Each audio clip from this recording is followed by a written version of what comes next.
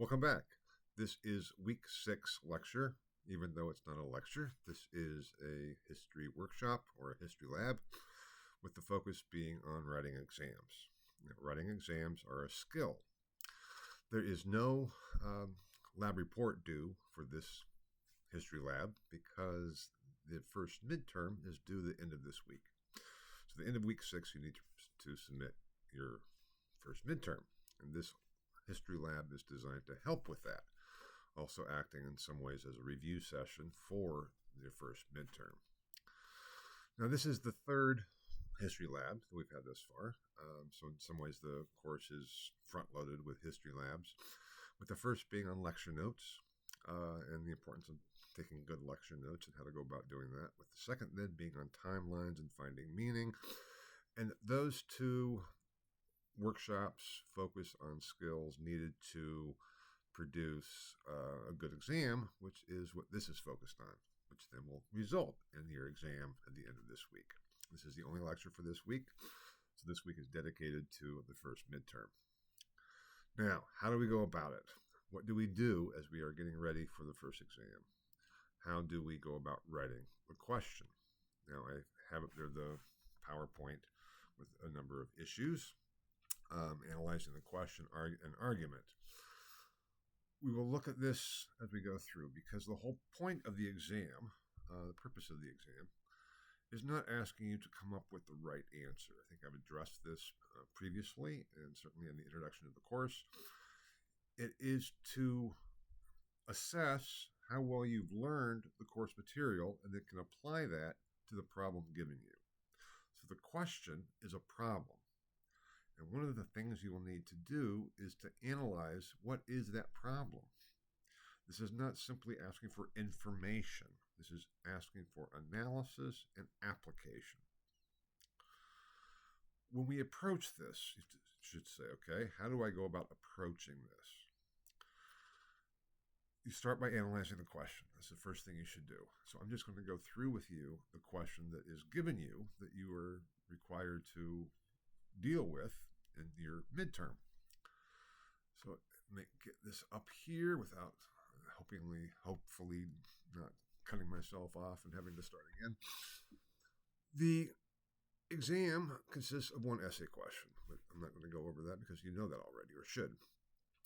That question is, what was the role of law, religion, and politics in the emergence and development of civilization from ancient Mesopotamia to approximately the quote-unquote fall of Rome? How were law, religion, and politics related? For understanding the development from the origins of civilization to the quote-unquote fall of Rome, can a distinction be made between law, religion, and politics? If so, how so? If not, why not? And how did the relationship between law, religion, and politics play a part in ancient understandings of justice and the quote-unquote just state? And how did the understandings of justice and the just state affect the development of civilization itself? Now, that is a rather complex and impossible question. I know that. That's how I formulate my questions. There's no one right answer. There are various components. So what are those components? We have one, the relationship between law, religion, and politics. How do those interact? Are they one and the same in ancient civilizations? Do we find differences in that relationship from ancient Mesopotamian civilization to ancient Greek civilization to ancient Roman civilization? So in some ways, you need to formulate an outline and break this question down into its component parts. And the first part is, what's that relationship? And then how does that develop over time? And then basically three distinct civilizations that we've talked about: ancient Mesopotamia, ancient Greece, and ancient Rome. Then, what does that have to do with justice and the just state?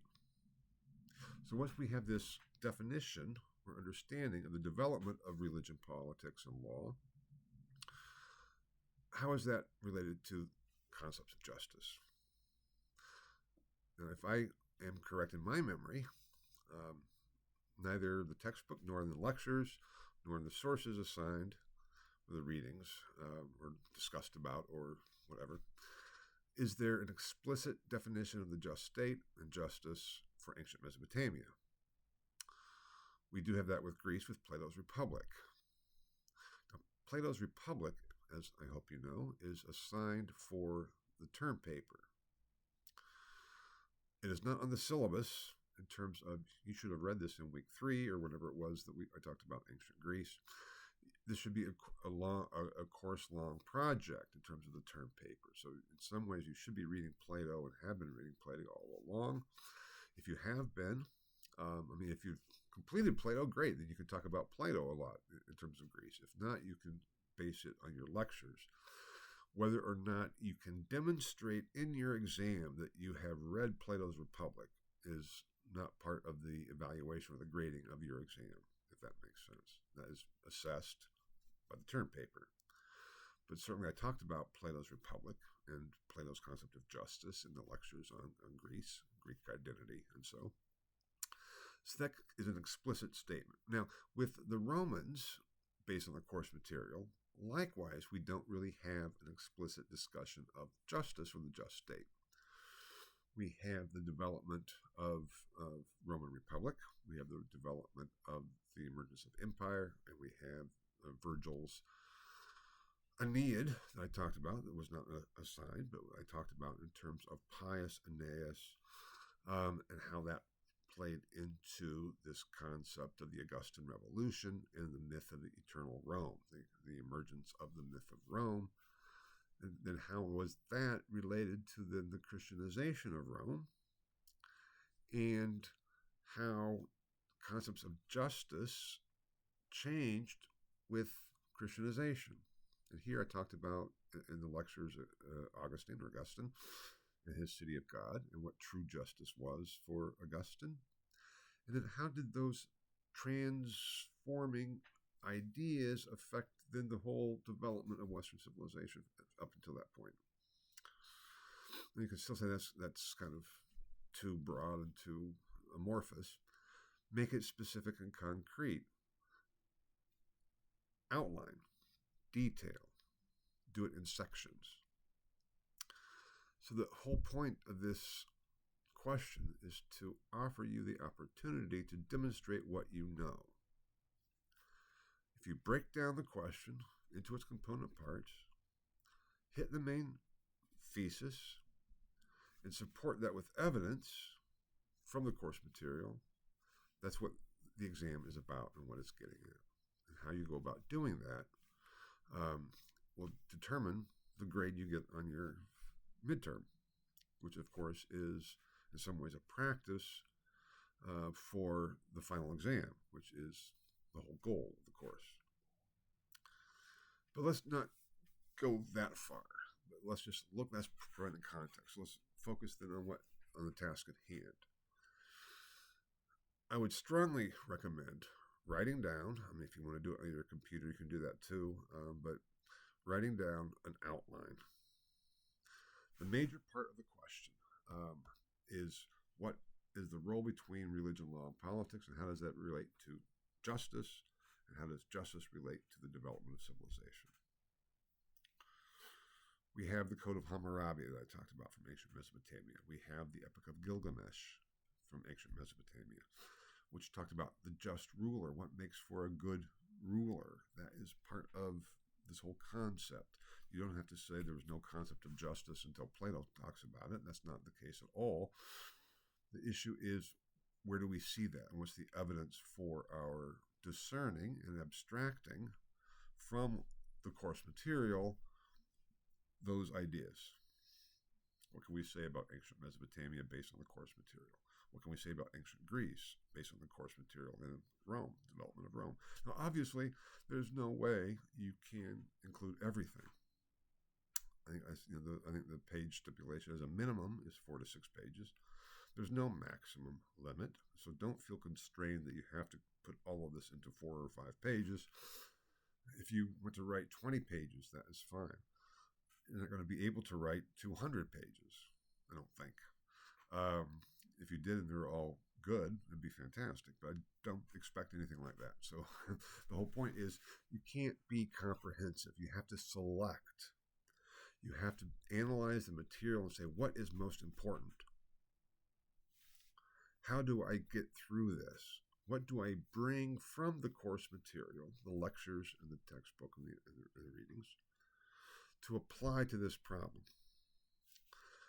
I would strongly encourage you, too, to read or reread the document historical argument, because the whole basis of the exam is to formulate and present an argument, an historical argument.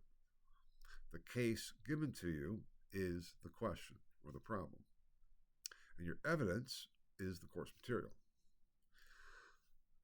Rereading and thinking about that document historical argument, I think, will help you in the construction and formulation of your midterm essay.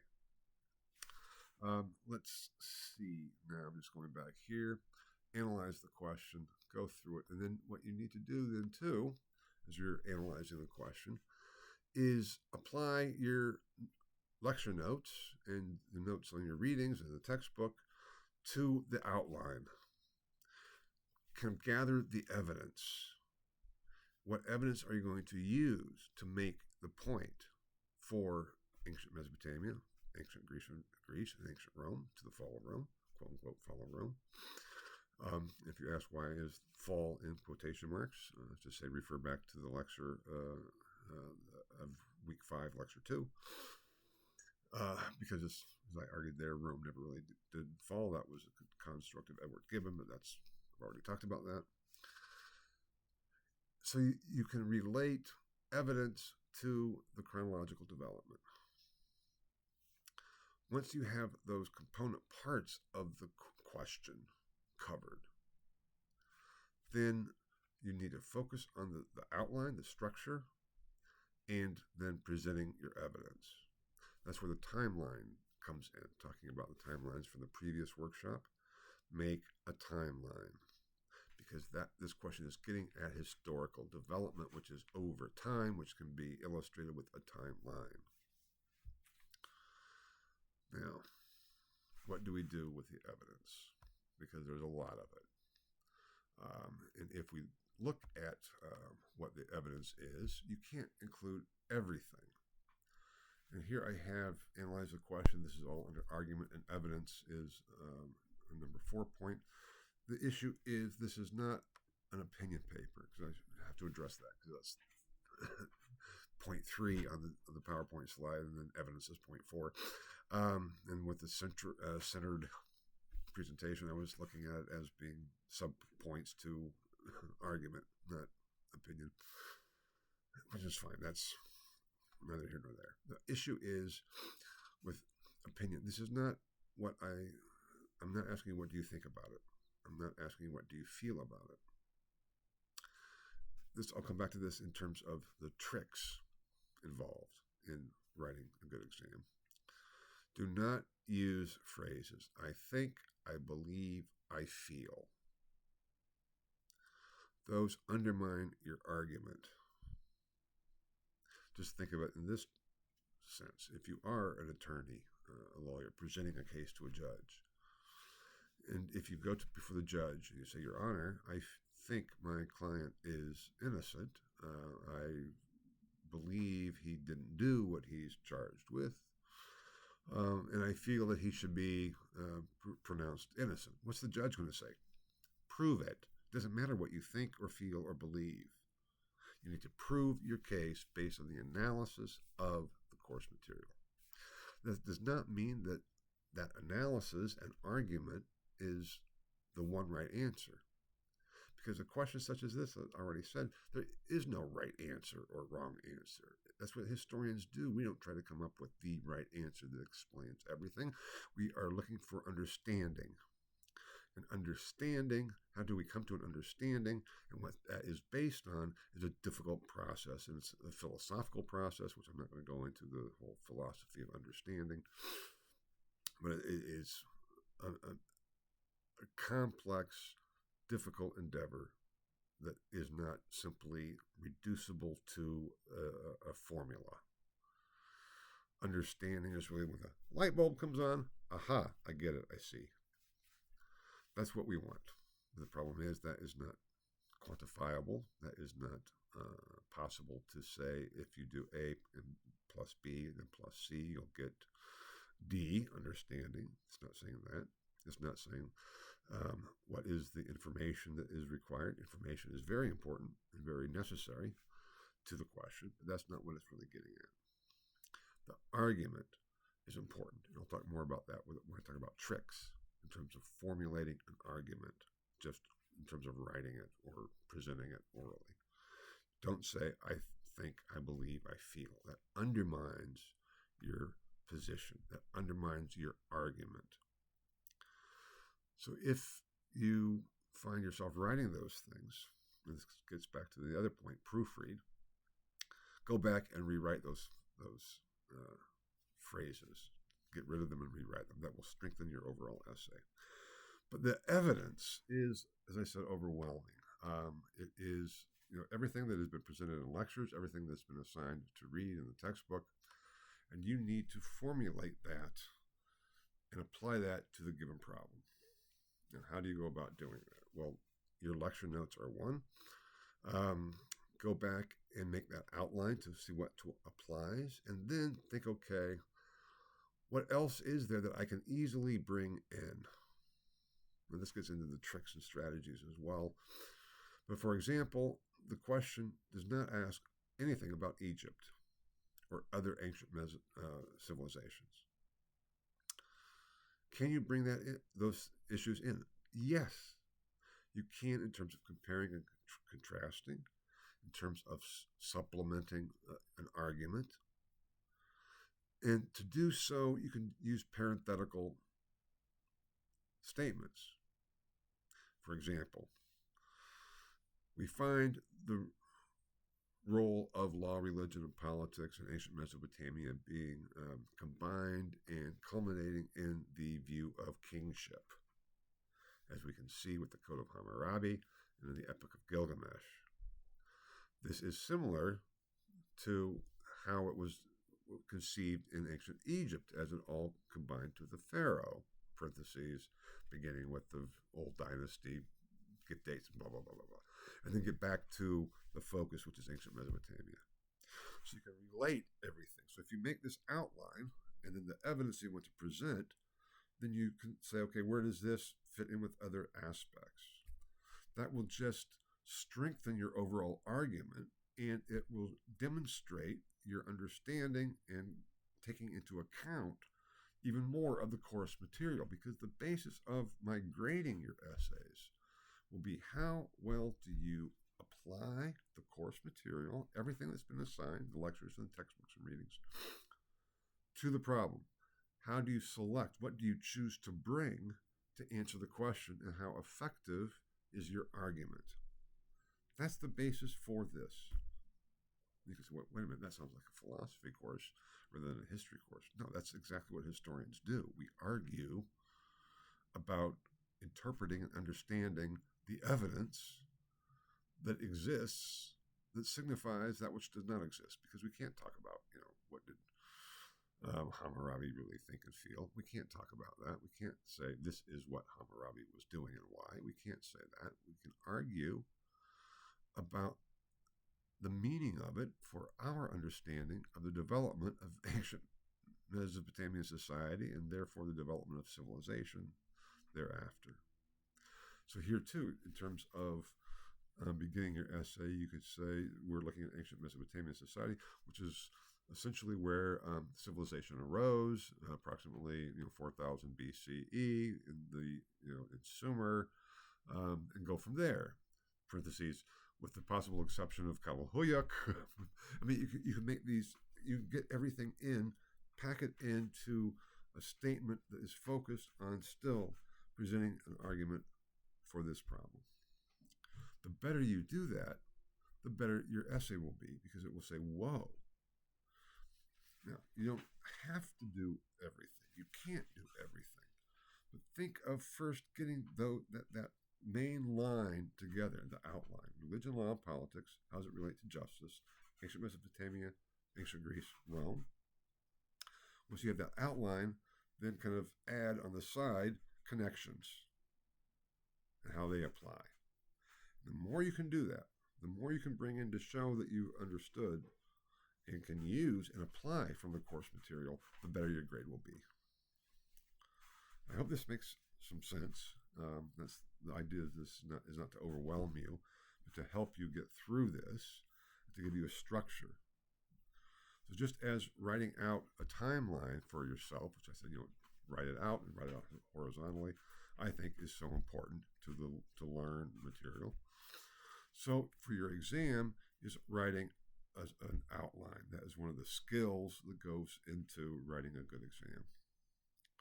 When you have a take-home exam, this is different from if this were in class. I mean, there's certainly similarities, but you have the opportunity to formulate and structure your essay as much as you would like. And the worst thing to do would just be saying, okay, I've listened to the lectures, I've read the readings, I want to sit down now and write my essay. That would probably lead to some real problems, or at least to you producing an essay that would not be nearly as strong as it could be if you kind of followed some of these basic steps and followed the skills of how to write a good exam, which is how to write basically an historical argument. That's what this is all getting at. Now, let's see.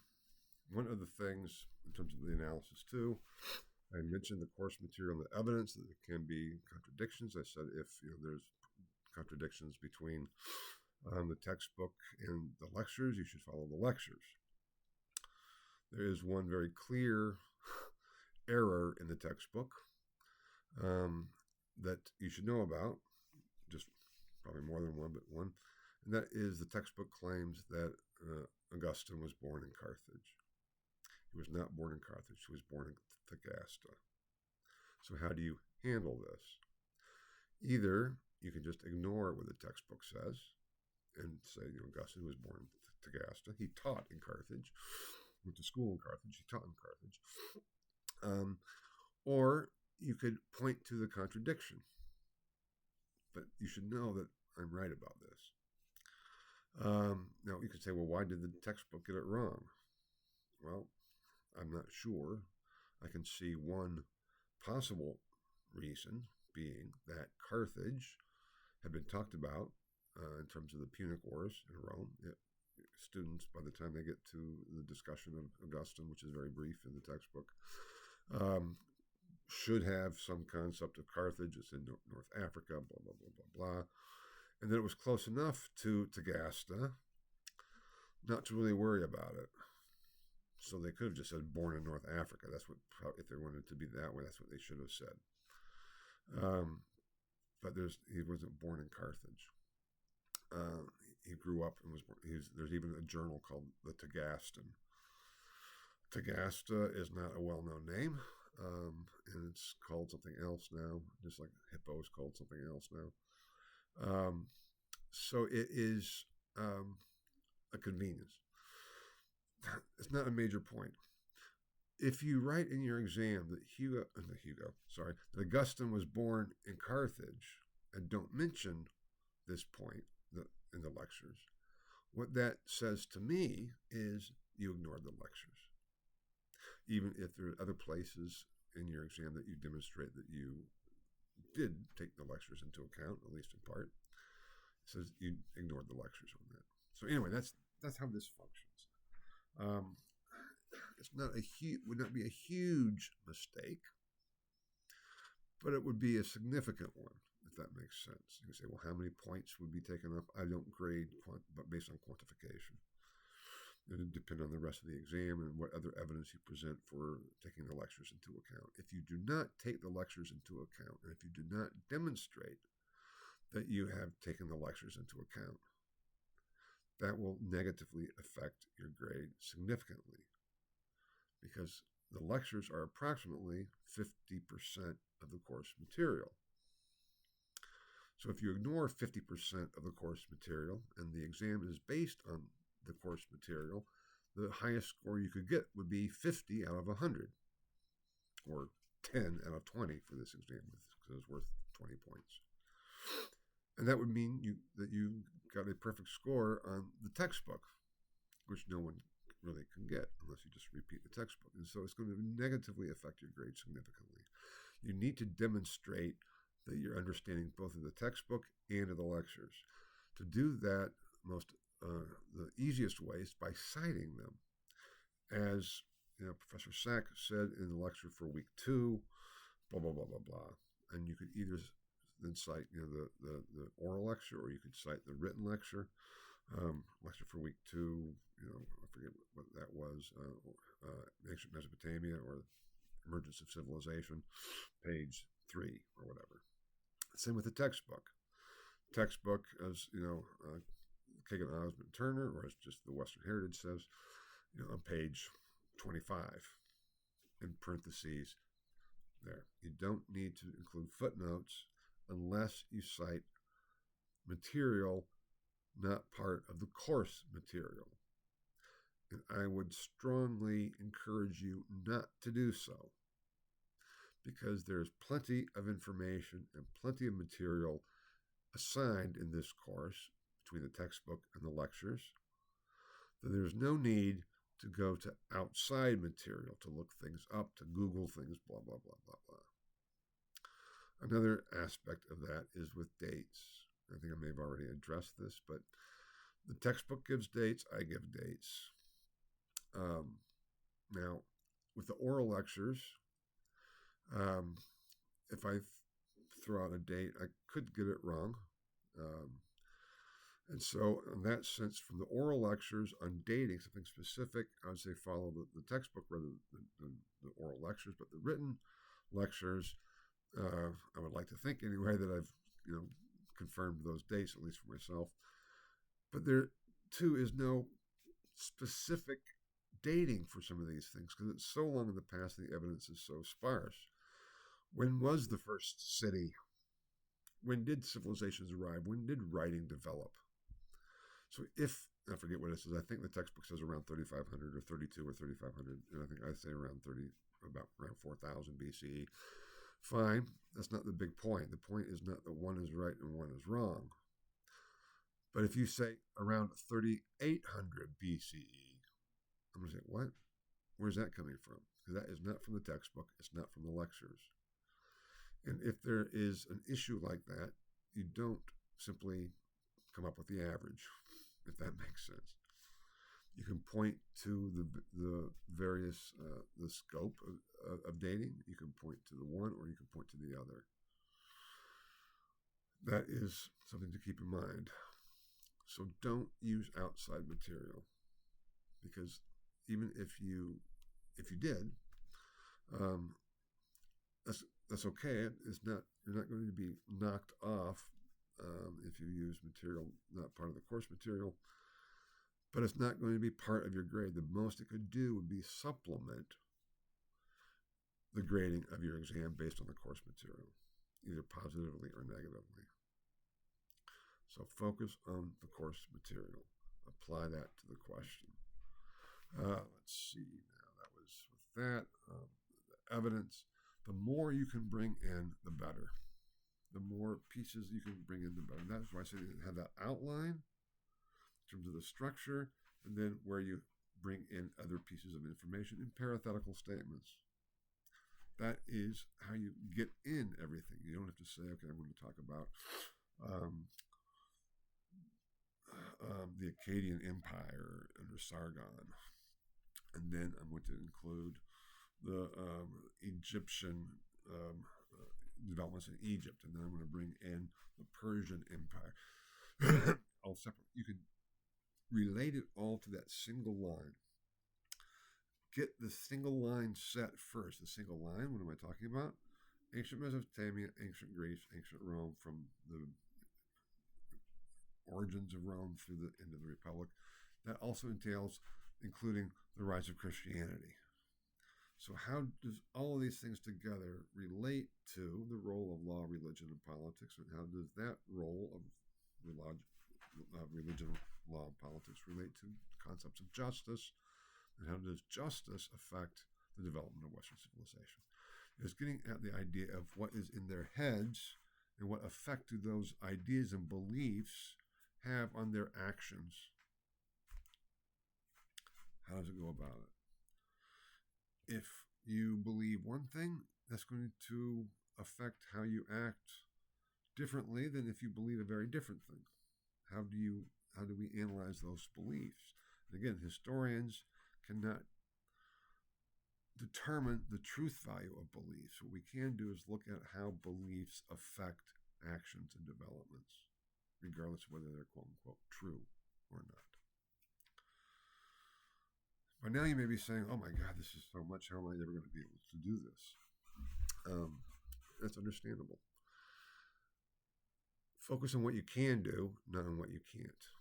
Focus on what you do know and not all what you don't. Start with the outline. Start with analyzing the question, breaking it down. Start with the outline, and then think about what is my thesis? What is the role of religion, politics, and religion? You can say they're one and the same thing. You can say they're clearly distinct. You can say in ancient Mesopotamia they're one and the same thing, but with Greece they become distinct, and with Rome they become distinct, and with Christianity, whatever. Don't make assertions that are not supported. And this is when we get to the tricks issue. I've already said don't use I believe, I think, or I feel. Use assertive statements. This is the way it was. And then say, which can be seen when blah, blah, blah, blah, blah. That brings in the evidence. Here we see, or this shows, or this demonstrates. Law, politics, and religion were one and the same thing from ancient Mesopotamia to the end of the Roman Empire, including after Rome became a Christian state, which we can see from the Code of Hammurabi and the Epic of Gilgamesh, or Epic of Gilgamesh chronologically, and the Code of Hammurabi, through to the writings of Augustine talking about justice in the city of God, the city of man, the earthly city. And then go to the details and the specifics. And it's like, this shows that. Here's the thesis, here's the evidence, and then it's like, this has shown that, demonstrated that this is the case. You're presenting a case to a judge, so you need to be persuasive. Information is important. If you don't have the information, you can't make a persuasive argument. What's the information? The evidence based on the course material. So you need to have that there. But how you formulate your argument shows understanding. And that is really the goal. Because if you don't understand the evidence, you're not going to be able to formulate a strong argument based on the evidence. How does it all relate? How does it tie in? How does one thing fit with another? And then the issue is, how do you present your case, your argument? Because it's not based on what is right or what is wrong. This is not, what does 2 times 2 equal? That's not what this is about. This is how do we come to an understanding of these various factors that play into historical development over 1,500 years or 4,500 years of human development. If we say the civilization arose in approximately 4000 BCE and the fall of Rome, the ending of Rome in the West in terms of the imperial administrative structure around 476 with the deposition of Romulus Augustulus, or 500. That's 4,500 years. It's a lifetime. You can't do everything. Don't try to do everything. Focus on what you can do and be strategic about it. When I say tricks up there in quotation marks, what that means is be strategic. Just basic issues. As I said, don't say I think, I feel, I believe. Say, however, therefore. Here we see that. This shows that. Those types of formulations make for a strong argument. As long as you're using the information correctly. And what is correctly? in keeping with the historical record, in keeping with how it can be used. If you cannot say that the Code of Hammurabi shows that Hammurabi had the same view of justice as did Plato. You cannot say that.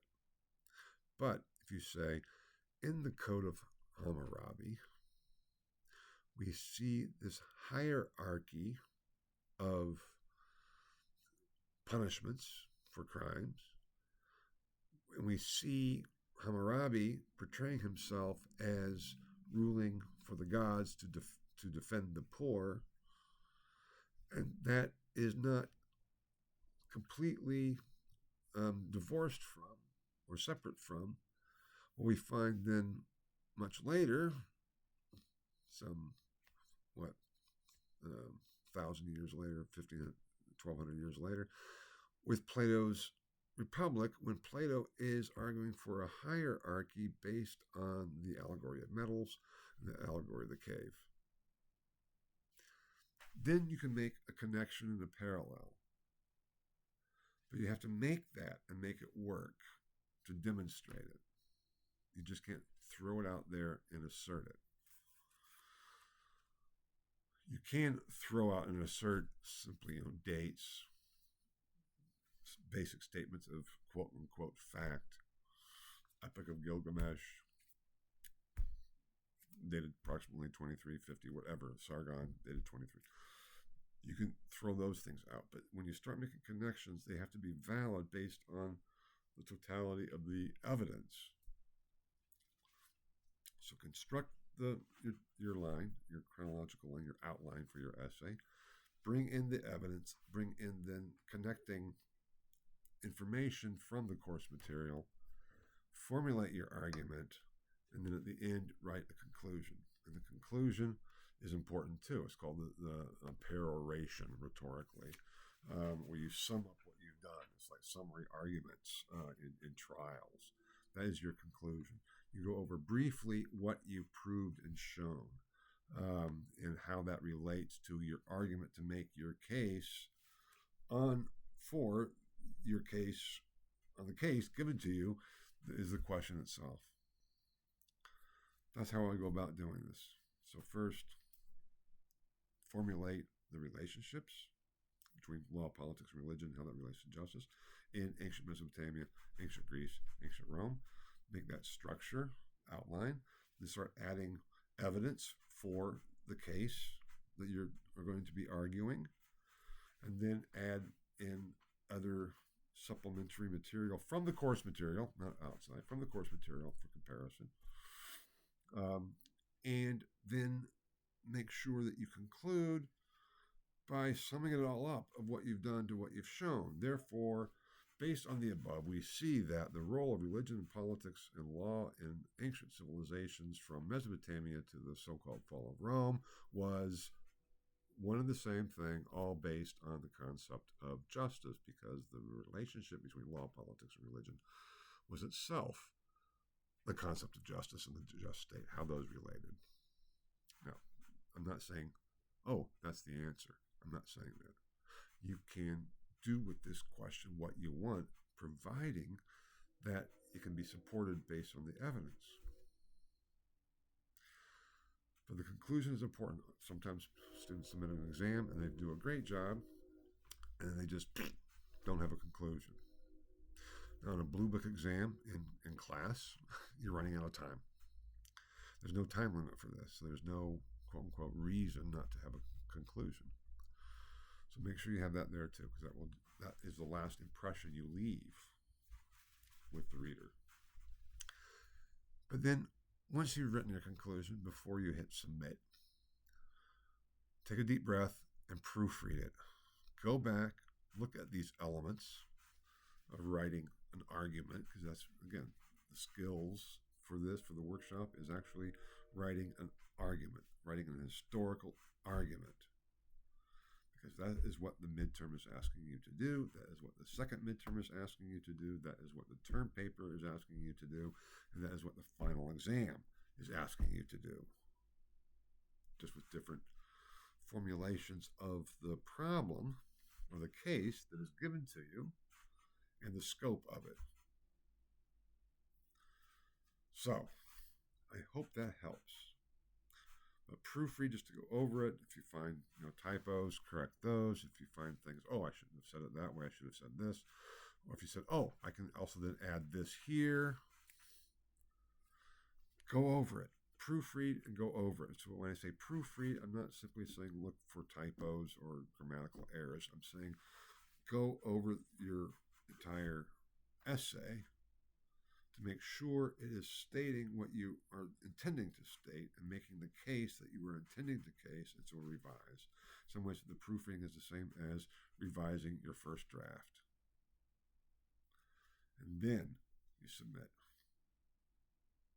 Make sure you save a copy because you can use your first midterm too for your final exams. This is comprehensive.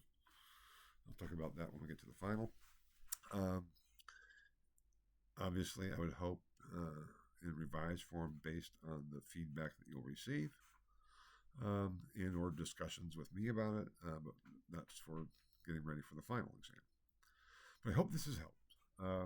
And if I've overwhelmed you, that was certainly not my intent. My intent was to help you sift through this overwhelming question because it is an overwhelming question. I know that. And I'm not apologetic for it because history is overwhelming. The problem is, what do we do about it? How do we sift through it to come up with some sense of understanding, and what is that based on? That's what we're getting at. And if you keep it very focused and narrow, to only, let's say, use a very little bit of the course material, even if you're completely accurate, that is not effectively arguing the case, because the case is based on all the evidence, which is everything that's been presented and assigned to the course material. That is the sense of anxiety. There's a tension. There is a tension. How do you go about doing this? If you haven't had an assignment, something like this before, how do you go about doing it? How do you go about understanding the world that we live in? There's too much. We have to select and choose based on what we can feel applies to our case. If we narrow everything, we're going to have a very narrow understanding. And it does not take account of everything that's available. That's what this is getting at. We can't present everything as variable. We can't incorporate everything that is available. But how we go about selecting to deal with the problem, we can deal with the problem, the case, based on everything or based on something very narrow. And something very narrow, you need to start with that outline and then go from there.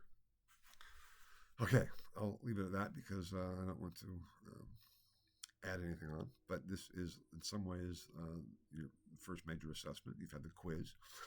So if you didn't do as well on the quiz as you had hoped, you might think, okay, what does that tell me? What is, not me, but tell you? It means you need to maybe have more information, more basic information in terms of the course material and understanding thereof in order to do well in the exam. But this is your first major assessment. How does it all apply? It has been building for now for 5 weeks, and this is the 6th week when you focus on it. How do you present it all together, and then how do you make your case? That's what this is about, because it all gets at understanding and application of what you've learned. If you have questions, let me know. I'm happy to answer questions about any of this. Good luck. I'm looking forward to reading your exams, and I will comment on them and offer my feedback as soon as I can. So we'll see. The way I just go about doing it is the due date. I hope you know is not a firm due date in this type of course, but I do not start grading exams until the due date. And then I start grading the exams and offering feedback. And when I've gotten through what has been submitted by the due date, once I've graded all those exams, then I post them. And then I grade it as they come in. And so if you don't submit your exam by Friday of this week at 11:59 p.m. But do it next Friday by 11:59 p.m. Then the grades will, I hope, have been posted for those who have submitted by this Friday, and then I will grade yours as soon as I get to it, which usually is pretty quick. But that's how that works. Again, if you have any questions about that, just let me know. But the focus you need to work on is forgetting all of those aspects. Focus on getting the job done and writing the best exam you possibly can to show me and to demonstrate to me your understanding of the course material and how that you can apply that understanding to the problem given you. And we'll go from there. Thanks so much. And again, if you have any questions, just ask. Okay, bye-bye.